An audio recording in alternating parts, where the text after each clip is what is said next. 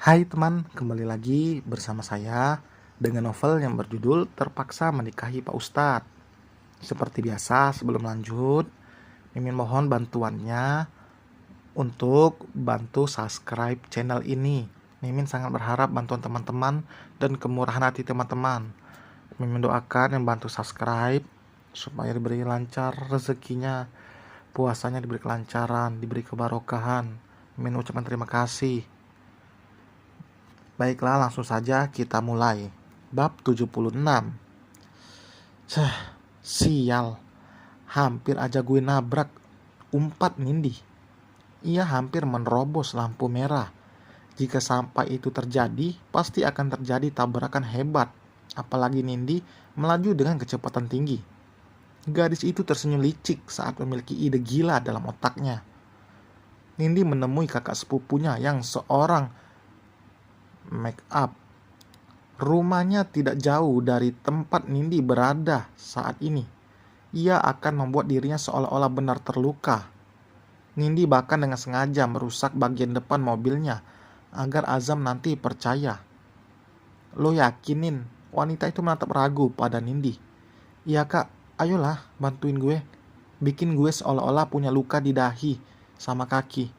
Jadi gue punya alasan buat nahan Mas Azam di sisi gue. Apalagi tadi pagi mama baru saja berangkat ke Singapura. Gue bantu lo kali ini aja ya. Lain kali gue gak mau lagi. Ya, tenang aja.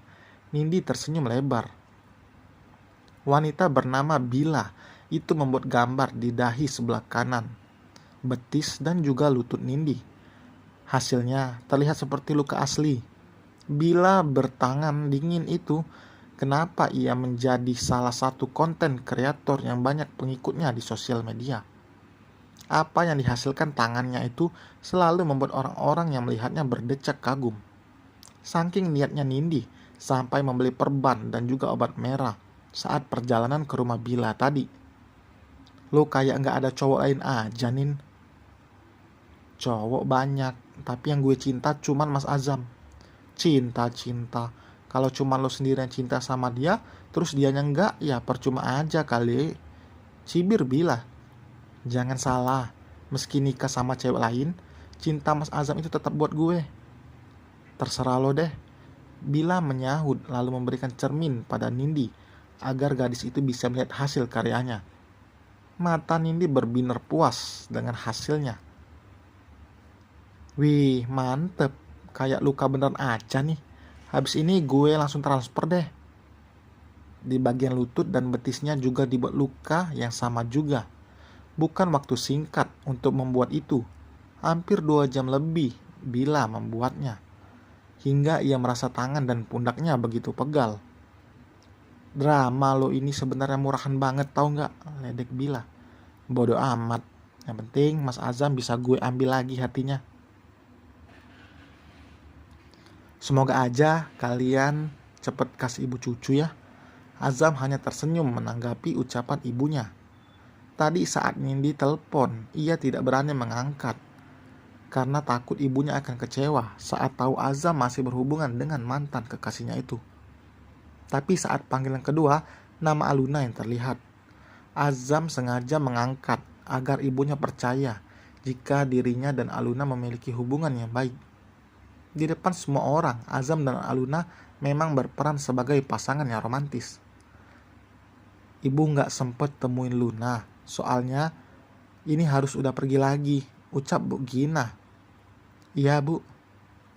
Azam mengantarkan ibunya hingga lobi. Bu Gina hanya seorang ibu rumah tangga, tapi ia selalu mendampingi suaminya kemanapun suaminya pergi. Saat ini Bu Gina akan mendatangi suaminya yang baru saja selesai melakukan pertemuan, karena mereka akan langsung terbang ke Aceh untuk mengurus bisnis di sana, karena kebetulan ada di Surabaya. Bu Gina menyempatkan bertemu dengan anaknya, tapi ia tidak sempat bertemu dengan Aluna karena waktu yang mepet. Zam, nanti malam kita makan-makan sama tim buat rayain goal proyek besar ini, ucap Haris yang baru masuk ke ruangan Azam. Lihat nanti aja, kalau kalian mau makan-makan ya silakan. Tinggal catat aja pengeluarannya, nanti minta ganti ke bendahara, balas Azam. Haris bekerja di cabang kantor milik Azam. Lebih tepatnya, ia adalah kaki tangan Azam, orang kepercayaan Azam. Mereka memang sudah terbiasa menjadikan keluarga sendiri rekan bisnis, agar hubungan keluarga mereka semakin erat. Tepat setelah Haris keluar, Azam menerima telepon yang membuatnya langsung cemas. Wajahnya bahkan memucat. Tanpa pikir panjang, ia langsung pergi dengan langkah lebar. Azam bahkan mengemudi dengan kecepatan tinggi agar segera sampai di tempat tujuan. Nafas lelaki itu memburu saat turun dari mobil. Ia menatap mobil Nindi yang terparkir di pinggir jalan dan langsung mendekatinya. "Nin, buka pintunya." Azam mengetuk kaca mobil. Ia tidak melihat karena kaca mobil itu gelap jika dilihat dari luar. "Nindi." Pintu itu terbuka. Mata Azam membelalak melihat kondisi Nindi. Gadis itu terlihat lemas dan pucat. Ia mengatakan baru saja dari rumah sakit dan berencana akan pulang. Tapi dalam perjalanan merasa pusing dan tidak sanggup untuk mengendarai mobil sendiri. "Kenapa harus keluar dari rumah sakit kalau belum sehat betul?" tanya Azam. "Mas kan tahu aku trauma kalau berada di rumah sakit," jawab Nindi dengan suara lirih. "Aku antar kamu pulang ya." Nindi menggelengkan kepala. "Bisa nggak kalau aku tinggal di apartemen kamu sampai sembuh? Mama nggak ada di apartemen. Tadi pagi berangkat ke Singapura. Mas juga kan tahu keluarga aku semuanya di Jakarta." Azam terlihat menimbang-nimbang. Ia juga tidak tega harus membiarkan Nindi seorang diri dalam kondisi seperti ini. Ini kondisi darurat, jadi Azam berpikir jika Aluna juga tidak akan keberatan jika Nindi untuk sementara tinggal bersama mereka. "Ikut mobil aku aja, biar nanti mobil kamu dibawa ke bengkel." Aluna hanya menatap Azam yang memapah Nindi yang terluka.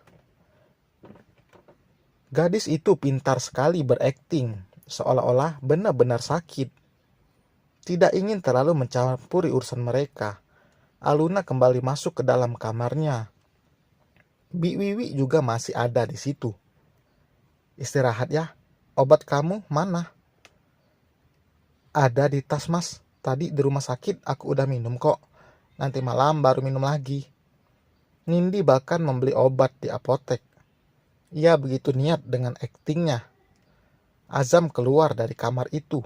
Ia membiarkan Nindi menempati kamarnya, karena di apartemen itu hanya ada 2 kamar. Bi Wiwi bahkan tidak tahu jika Aluna dan Azam tidur di kamar terpisah. Karena Bi Wiwi hanya bertugas untuk membersihkan ruangan lain selain kamar. Orang tua Azam tentu kenal dengan Bi Wiwi. Itu kenapa Azam tidak ingin sampai asisten rumah tangganya itu tahu soal hubungan tidak wajar antara dirinya dan Aluna. "Bi, malam ini bisa kan menginap di sini? Bantu jagain Nindi." "Iya mas, lagi pula Bibi juga di rumah sendiri." Azam bisa bernafas lega, setidaknya meskipun ada dalam satu bangunan, tapi ia tidak akan terlalu banyak melakukan interaksi dengan Nindi. Perkataan Bu Gina terus terngiang di telinga Azam. Sang ibu memberikan nasihat agar Azam bisa menjaga dan menyayangi Aluna. Ia juga sudah bertekad untuk tidak lagi memiliki hubungan apapun dengan masa lalunya.